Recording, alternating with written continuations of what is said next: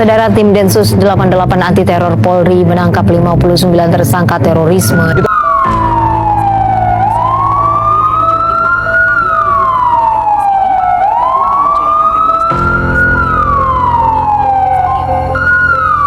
Kita beralih ke informasi lain, saudara. 24 orang yang diduga simpatisan yang akan bergabung dengan jaringan teroris. 59 tersangka yang ditangkap, 40 tersangka merupakan pendukung kelompok Islamic State of Iraq. Dapat dilakukan Densus 88 Anti Teror Polri bersama dengan Polda Sulteng. 22 orang diantaranya ditangkap di Sulawesi Tengah. Sejumlah Lampung disebut sebagai tempat persembunyian paling digemari oleh para teroris. Sebagai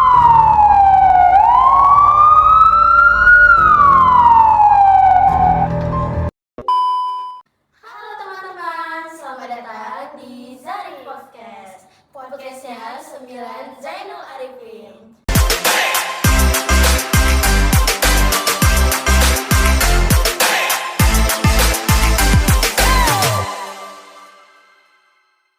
So today kita bakal membahas tentang pencegahan aksi terorisme dan perdamaian dunia. Tak kenal maka kata saya. Perkenalkan, nama saya Ginara Suga dan rekan-rekan saya. Perkenalkan, nama saya Mesyuri Latifah. Dan saya Keisha Sabrina Salsabila Berutariga. Dan tamu kita yang paling ganteng yang udah sempat datang ke sini, bisa memperkenalkan diri nama siapa? Halo semuanya, perkenalkan nama saya Anggara Ridho Putra. Saya seorang mahasiswa di Universitas Perguruan Tinggi Negeri di Medan. Ya, baik. Jadi gimana kabar abang hari ini? Baik ya? Alhamdulillah baik. Alhamdulillah, baik. Jadi makasih banget abang udah effort-effortan ya jauh-jauh datang ke sini. Gak jauh sih ya, cuma dekat. Tapi ninggalin pekerjaan ya, sibuk gitu. It's okay, it's my pleasure. Oke, thank you. So Inggris. Kita ini kan membahas tentang terorisme ya Bang. Menurut Abang, apa sih yang dimaksud dengan terorisme itu? Terorisme itu secara garis besar tuh sangat luas, tapi abang akan bahas general aja atau secara umum. Terorisme itu biasanya berasal dari suatu kelompok agama ataupun suatu etnis. Nah, tujuan dibentuknya terorisme itu sendiri itu untuk memecah belah suatu negara ataupun agama. Jadi, paham terorisme ini tujuannya adalah untuk memecah suatu kelompok atau golongan tertentu. Itu sih menurut abang secara umum. Kelompok atau golongan tertentu yang tidak bisa membedakan antara agama, tidak bisa menghargai. Lebih tepatnya begitu? Ya, cuman kalau untuk dipertegasnya, terorisme ini dibentuk untuk suatu kepentingan orang atau kelompok tertentu untuk mendapatkan Pribadi ibadah sendiri gitu ya. ya, bisa pribadi bisa kelompok, karena terorisme ini akan berbentuk suatu grup gitu. Makanya abang ada sampaikan itu suatu kelompok, karena kalau pribadi dia nggak akan kuat untuk menyampaikan tujuan. Jadi saya pernah baca data tentang adanya terorisme yang terdapat dari tahun 2000 hingga 2020. Terorisme paling banyak dilakukan itu pada tahun 2001 dan paling sedikit itu pada tahun 2007. Dengan beberapa data yang telah saya sampaikan, menurut Abang, apakah saat ini negara Indonesia adalah negara yang sudah aman dari tindakan terorisme? Ya, kalau membahas suatu aksi terorisme tentunya bukan hanya indikator dari persentase nilai yang kita bahas, karena 1% pun itu ada indikasi terorisme. Kita sepakat akan itu kan. Nah, jadinya angka penurunan tadi dari 2001 sampai 2007 yang siapa namanya? Keisha kutip, itu bukan berarti dia drop jadi 0%. Nah, indikasi-indikasi ini harus kita pahami. Adanya aksi tindak terorisme ini tidak luput, nggak usah jauh, faktor pendidikan, faktor ekonomi. Karena orang dengan pendidikan rendah atau orang dengan nilai ekonominya pendapatannya rendah itu sangat gampang untuk dimasuki paham-paham yang tadi abang bilang. Karena terorisme ini sendiri sangat besar, masif. Karena mereka disuplai dengan dana-dana dari negara-negara timur barat untuk menghancurkan suatu negara, kelompok atau golongan tadi. Jadi achieve goalnya bukan berarti persentasenya turun, bukan. Persentase turun bisa jadi karena mereka lagi mempersiapkan di tahun-tahun mendatang. Nah, jadinya itu mungkin banyak di Indonesia ini yang mungkin kalian belum lahir. Kan kalian lahir tahun 2010-an kan? 2009, 2010 segala macam. Itu terorisme itu ada. Tapi pencegahannya juga ada, masif, tapi tidak banyak diliput. Karena golongan-golongan terorisme ini sudah ada sindikatnya, sudah ada jaringannya. Makanya di kepolisian, di Badan Intelijen Nasional itu sudah mengakomodir itu semua dan sudah mencoba untuk melacak jaringan tertentu itu. Itu sih jadinya kayak Abang bilang mungkin persentasenya turun, tapi bisa jadi ke depan-depannya akan tetap masif kalau di pengawalan aksi tindak terorisme tadi yang meliputi tentang ekonomi dan pendidikan tidak di-cover dengan baik oleh negara. Itu sih. Berarti setiap tahunnya pasti ada kegiatan perlakuan terorisme yang meningkat maupun menurun dengan segala pencegahannya dari pihak Institusi. Iya. Ya. Kan sekiranya terorisme ini kan memiliki tujuan kan Bang? Apa sih menurut Abang tujuan terorisme yang terjadi di Indonesia? Soalnya kan berbagai macam tujuan terorisme yang datang.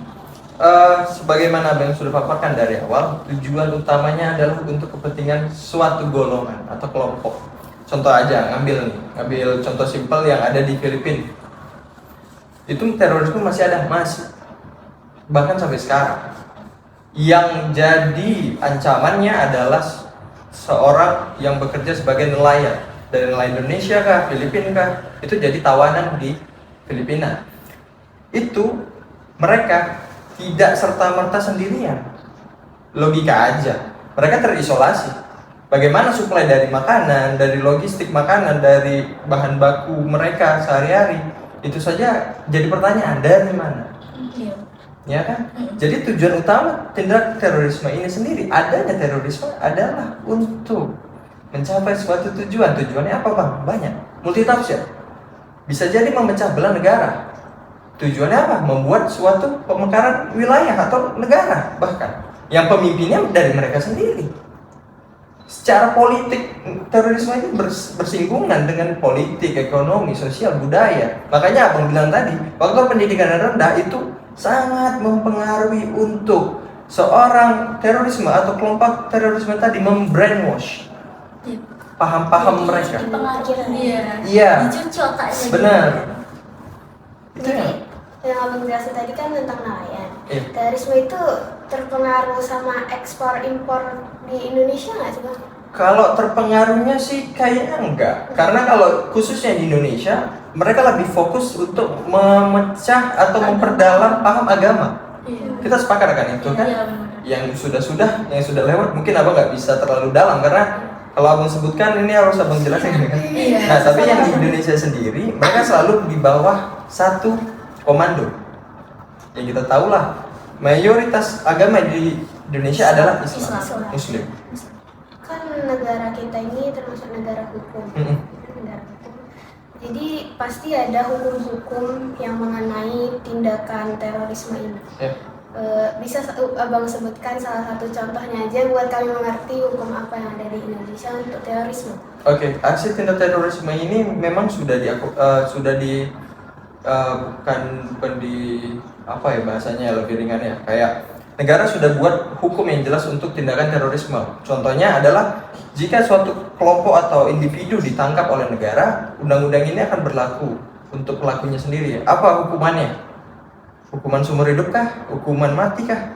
Yang sudah kita tahu kayak bom Bali 1, bom Bali 2. Tapi tidak semuanya orang yang pelaku ini dihukum mati. Negara memberikan keringanan kepada pelaku-pelaku ini seandainya mereka bersedia untuk memeluk lagi NKRI ini. Paham NKRI? Iya, dikasih kesempatan. Iya, mereka dikasih kesempatan bebas, tapi mereka di bawah pantauan Badan Intelijen Nasional untuk mensosialisasi anti terorisme. Jadinya counternya adalah mereka di brainwash lagi, dikasih paham tentang NKRI. Mereka harus cinta, harus melindungi, harus memberi pengalaman-pengalaman pahit mereka agar orang-orang yang di luar sana tidak melakukan aksi tindak terorisme itu sendiri. Kalau untuk spesifiknya, mungkin abang nggak terlalu nggak terlalu paham. Tapi yang secara teoritis dan mekanisme cara kerja undang-undang itu seperti itu. Jadi kalau mereka udah diawasi terus tapi mereka nggak mau patuh. Nah, itu ada lagi konsekuensinya. Sebagaimana kita tahu, mereka tetap dipantau secara tidak langsung. Kalau di luar itu mereka berkilah atau mengkhianati NKRI, sebagaimana kita tahu, gak ada yang tahu kabar dia selanjutnya. Langsung hilang. Iya. Terus gitu. Melansir dari laman resmi Polri, terdapat 6 kejadian teror pada 2021 dengan jumlah 370 orang yang diduga menjadi pelaku terorisme. Berdasarkan data yang baru Ki sampaikan tadi, apakah ada program militer ataupun peraturan kementerian pertahanan mengenai pencegahan terorisme di dunia? Di dunia. Di Indonesia. Di Indonesia itu Indonesia. sendiri. Pasti. Soalnya beda. Iya. Indonesia aja. Karena skopnya terlalu gede kan, Iya, bahas iya, negara. iya. Jadi kalau Kemenhan sendiri pasti punya programnya. Tetapi harus kita ingat, Kemenhan, Kementerian Pertahanan, tidak semua bisa diakses oleh publik. Karena pertahanan negara sendiri itu diakomodir dari Kemenhan. Tidak semua rahasia bisa dibuka. Tapi yang abang tahu, Kemenhan akan memfasilitasi dan bekerja sama dengan instansi-instansi terkait, Polri terus juga ada di situ BIN, Intelijen Nasional, untuk mengamati target-target tertentu agar tidak menambah jaringan dari aksi terorisme itu sendiri. Pahamnya sama, dari paham agama. Itu yang dicampuri. Makanya mungkin Kemenhan tidak bisa membuka akses semuanya yang abang tahu ya. Makanya yang tahu abang sampaikan. Berarti faktor itu dari tadi cuma agama sama ekonomi. Ya, karena apa? Faktor terbesar. Iya, bukan cuma itu sebenarnya. Karena kalau kita bahas satu-satu, orang yang paham agama, kita harus terima fakta. Ketika orang tua di umur 40 dan 50 tahun itu belajar agama di saat dia sudah tidak bekerja secara efektif. Kita harus paham. Yang orang yang dulu produktif itu akan mempelajari dekat dengan agama. Kalau jalurnya benar nggak masalah. Pertanyaannya, apakah jalur benar? Kebanyakan.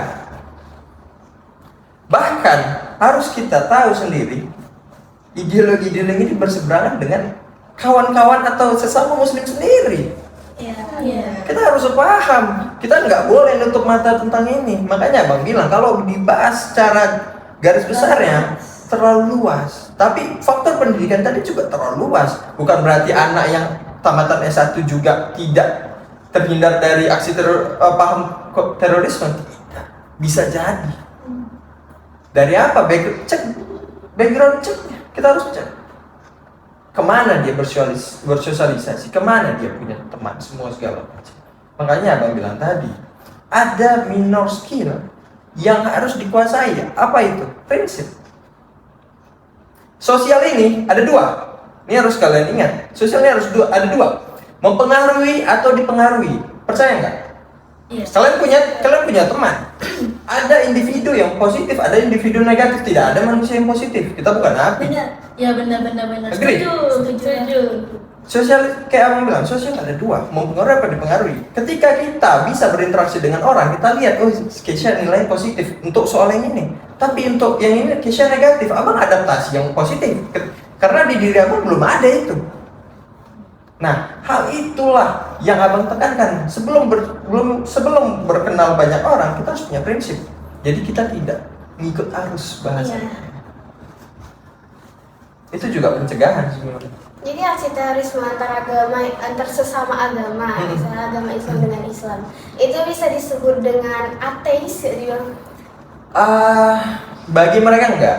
Enggak. Bagi mereka enggak. Ketika mereka melakukan aksi bom bunuh diri, yang korbannya juga itu adalah seorang muslim yang punya tanggungan keluarga semua segala macam, mereka bukan menganggap itu ateis. Mereka menganggap ya kita sebagai muslim juga kita nggak sepaham dengan mereka. Mereka lah yang punya pemahaman ideologi yang paling benar. Sementara kalau orang Islam atau orang muslim itu undang-undangnya adalah Al-Quran. Semua dibahas di situ. Kita nggak usah bicara yang lain-lain. Ini Al-Quran.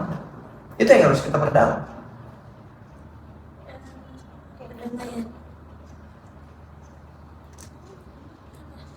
Kita juga ada apa? Perdamaian. Selain dari bentuk terorisme. Apa judulnya? Baca aku bilang dari ini aja. Selain materi terorisme di awal Materi terorisme kan berhubungan juga sama perdamaian. Ya, itu. Jadi kan tadi judul kami kan pencegahan aksi terorisme dan perdamaian dunia kan. Iya. Jadi untuk yang terorismenya ini udah siap. Oke. Jadi dan kita Soalnya jadi kita berhubungan. jadi kita Ya, lanjut selidiki. ke yang belakangnya yaitu perdamaian dunia nih ya Bang. Indonesia telah memiliki misi perdamaian sebagaimana ditetapkan dalam pembukaan Undang-Undang Dasar 1945, yaitu kita sebagai bangsa Indonesia ikut melaksanakan ketertiban dunia, perdamaian abadi. Negara Indonesia juga menolak penjajahan di atas bangsa-bangsa. Menurut Abang, apa yang telah menjadi upaya Indonesia untuk melakukan misi perdamaian dunia ini? Oke, kita nggak usah terlalu jauh. Iya. Kita dekat yang paling dekat lah ya. Di range 2020 sampai 2024 ini ya, sudah terjadi. Jadi Indonesia sudah membentuk ikut dalam konferensi dari PBB, Ya, Persatuan Perserikatan Bangsa-Bangsa, dan juga mengirim suatu tim dari militer atau TNI untuk perdamaian di Timur Tengah. Dan juga baru-baru ini konflik antara Israel dan Palestina ini, Indonesia sudah mengirim bantuan, berupa bantuan, bukan berarti support dari sistem militernya, bukan, tapi dari logistik. Nah, hal-hal itu yang sebagai bentuk upaya dari Indonesia sendiri sebagai negara berkembang yang belum bisa melangkahi negara-negara adidaya sebagaimana kita tahu, Rusia, China, Amerika, Prancis, yang dominan di negara barat, ya kan? Iya benar. Jadi kalau Indonesia melakukan suatu apa ya bahasanya, kalau di dunia ini ada namanya sekutu, blok barat, blok timur. Indonesia sekutu apa? Ada yang tahu nggak? Iya. enggak sih. Indonesia sekutunya apa? Kalau kami sih kurang tahu. Nggak ada, Indonesia nggak ada. Oh, nggak ada. Kalau Malaysia kan, Malaysia itu negara kemakmurannya Inggris, ya kan? Mereka tidak merdeka, mereka dimerdekakan.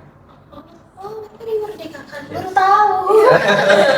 Jadi yang abang bilang, aksi tindak dari Indonesia sebagai komitmen untuk melakukan perdamaian di dunia adalah mengirimkan bantuan logistik dan juga aparat untuk dari pengiriman aparat di Timur Tengah untuk mengamankan garis batas. Itu aja, tapi tidak ikut berperang.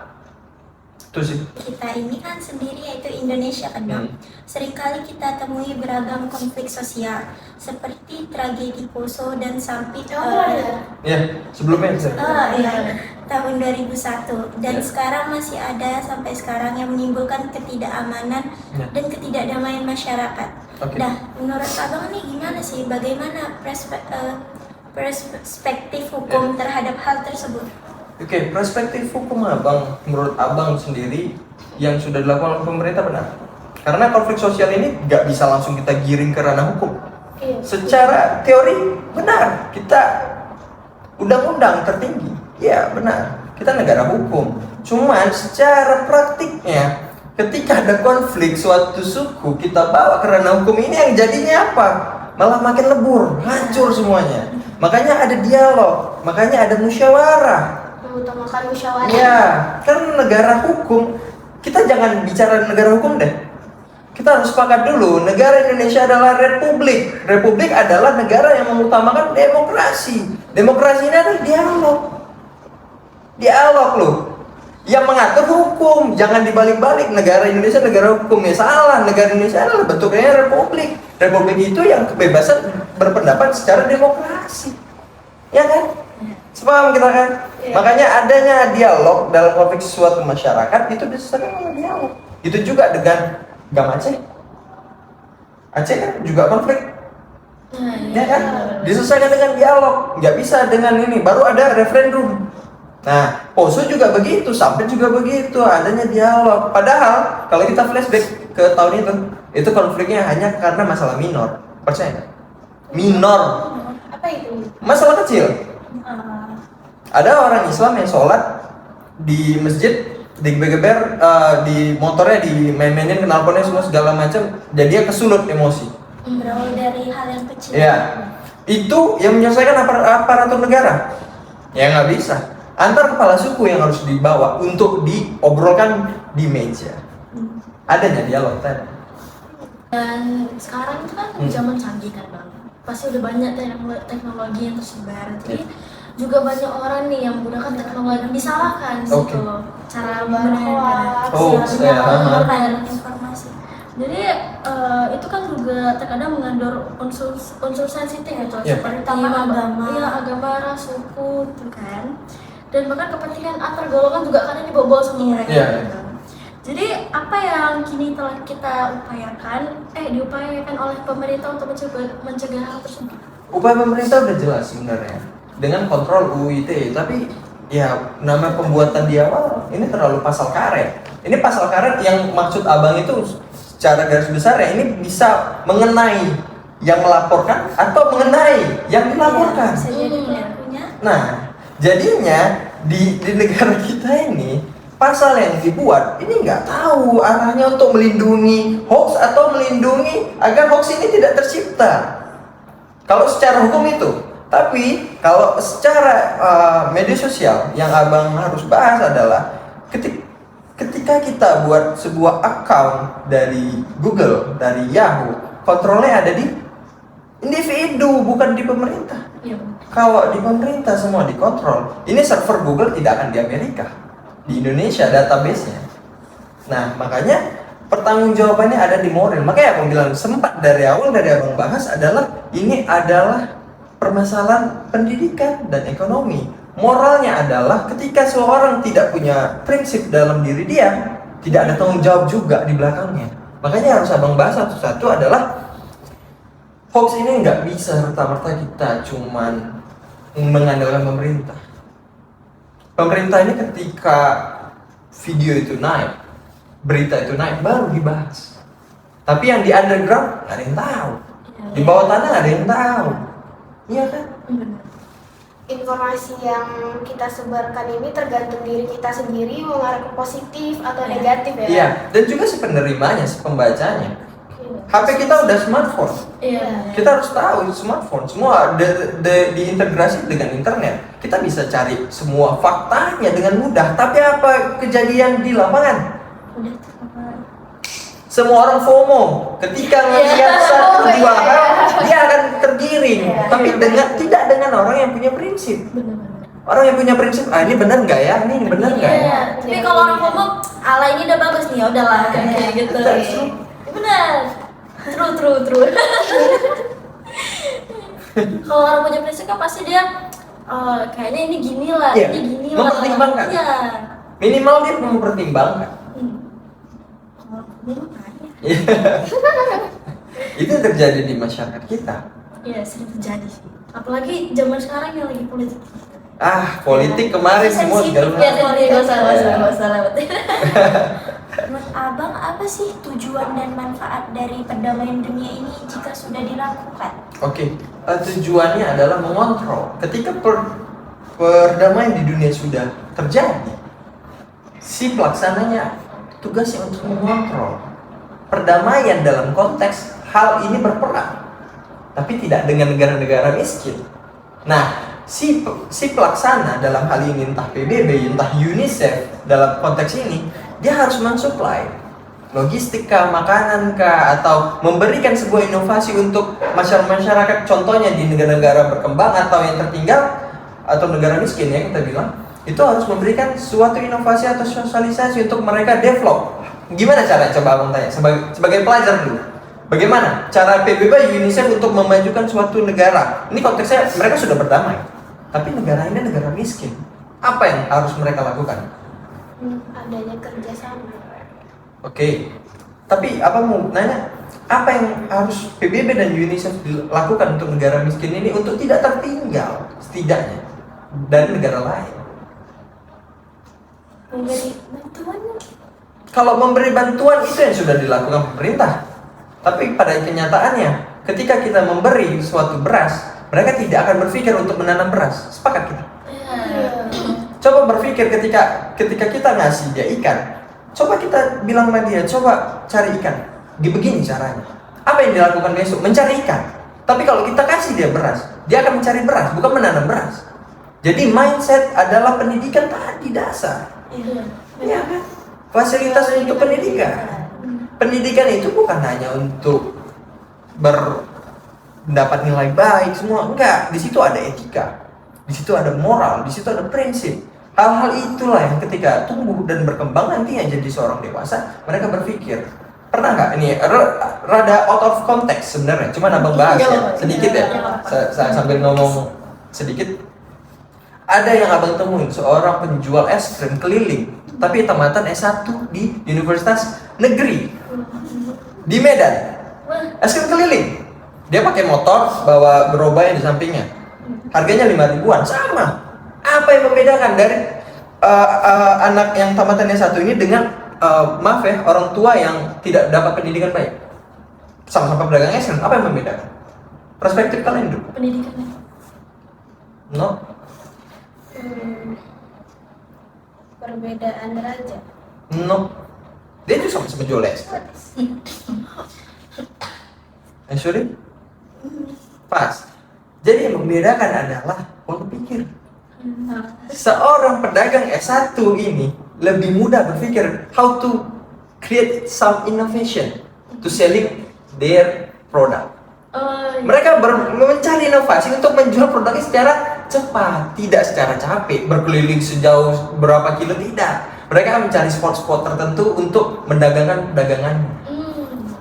Inovasi.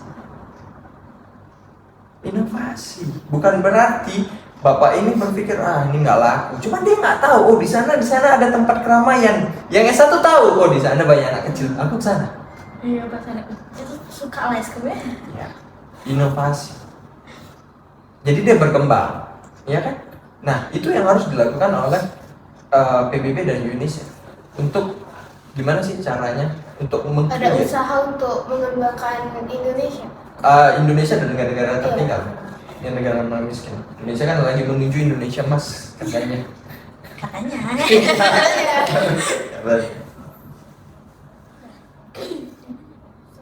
Di pengalaman lingkungan abang gitu kan, masih ada nggak sih orang yang mencerminkan ketidakdamaian di lingkungan itu?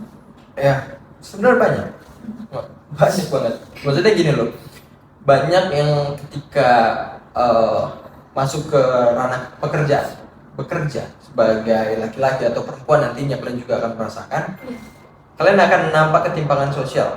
Ketidakdamaian ini adalah ketimpangan sosial. Maksudnya apa? Ketika bekerja, ada orang yang sudah bekerja melakukan kewajibannya tapi tidak dibalikan haknya. Banyak. Itu contoh kecil. Seorang kuli bangunan bekerja di bangunan, ketika waktu gajian tidak dikasih haknya, sementara kewajibannya sudah dilaksanakan. Ketidakadilan.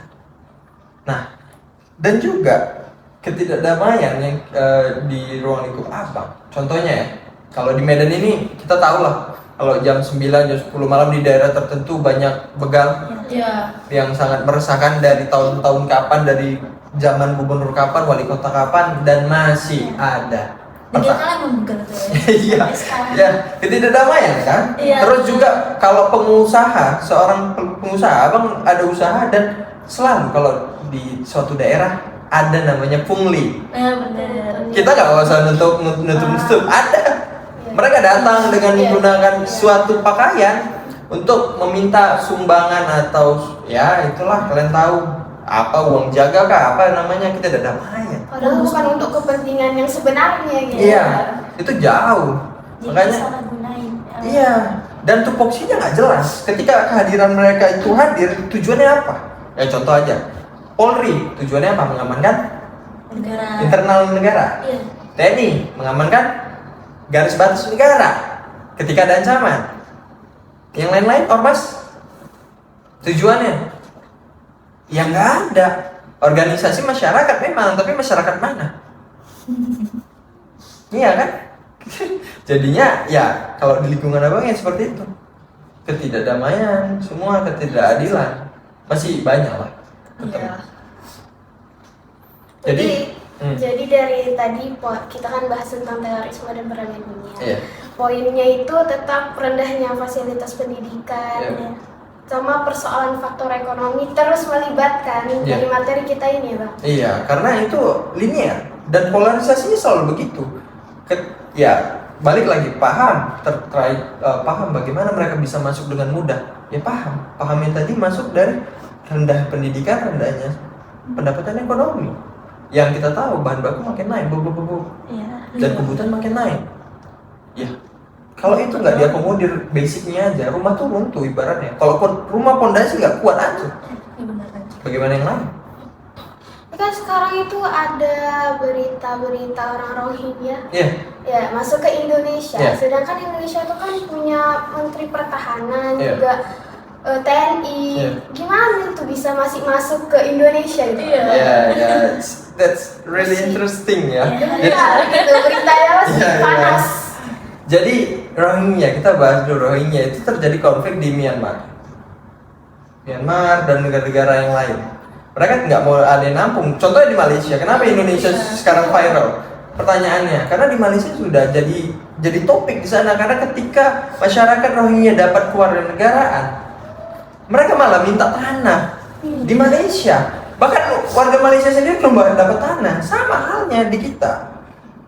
TNI Polri mengklarifikasi bahwasanya kapal patroli Indonesia belum cukup untuk melindungi seluruh lautan yang ada di Indonesia. Pertanyaannya, siapa yang disalahkan, negara kah? Menteri Pertahanan tuh negara loh, bagian negara. Jadi tanggung jawab itu bukan berarti harus kita semua, enggak. Benar konteksnya Rohingya. Bagaimana nanti kapal laut yang lain, kapal laut perang? Makanya bagaimana masyarakat Rohingya ini bisa masuk? Ya, ini ada kepentingan lain dari, kalau nggak salah Bang, UNHCR ya, itu suatu kelompok atau instansi yang dari internasional untuk menangani masyarakat Rohingya yang masuk ke Indonesia ataupun Malaysia. Itu ada kepentingan politik lagi di situ. Apa ujung-ujungnya? Tapi ini adalah konteksnya adalah manusia yang didatangkan. Itu mereka tidak percaya. Bagaimana mereka bisa menuju ke Indonesia secara garis besar? Pertanyaannya, bagaimana bisa? Kalau nggak diarahkan. Logika simpel aja. Bagaimana mereka tahu jam patroli kapal di Indonesia? Orang dalam bagus. Sekolah kan sekarang tuh zaman orang dalam ya. Zaman orang dalam, nggak zaman orang luar. Karena orang dalam lebih terkenal daripada orang Luar. Orang dalam lebih mudah masuknya. Kalau orang luar kan harus nyimpen gitu kan. Nah, benar. Jadi mungkin gini aja lah ya Bang, hari ini percakapan kita. Oke. Cukup interesting, menarik sih, lucu. Nambah wawasan saya. Jadi mungkin sekian gini aja podcast kita kali ini, dan aku dan teman-teman saya dan teman-teman berharap semoga kalian semua dapat menambah wawasan ya. Kalau pikirnya bisa Lebih luas lagi ya, mana tahu kan kalian nggak tahu tentang informasi-informasi yang tadi kami sampaikan, dan jadi tahu gitu. Dan saya Terima kasih buat teman-teman yang udah nonton podcast kami dari awal sampai akhir. Dan terima kasih juga untuk abang yang udah Abang yang udah sama-sama. ya yang buat abang ganteng ini lah yang paling ujung ya. Jadi goodbye, dadah.